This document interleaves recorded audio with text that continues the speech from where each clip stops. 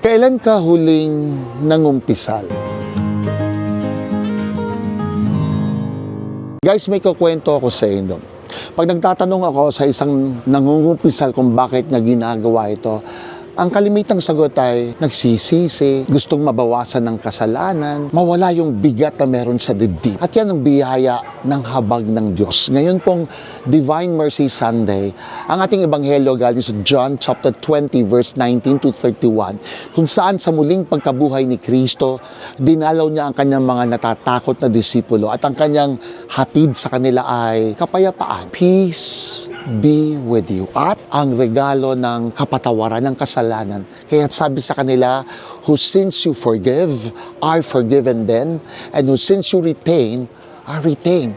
Kaya't instrumento ang mga apostoles ni Kristo at ito'y itinuloy naming mga kaparian sa dakilang biyaya ng pagpapatawad.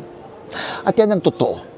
Mula sa habag ng Diyos, tayo'y nakababangong muli sa isang relasyon kay Kristo at sa relasyon sa ating kapwa.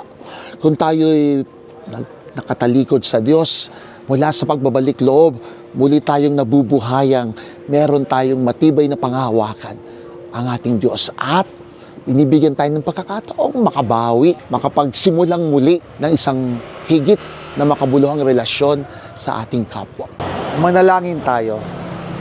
Holy God, Holy Mighty One, Holy Immortal One, have mercy on us and on the whole world.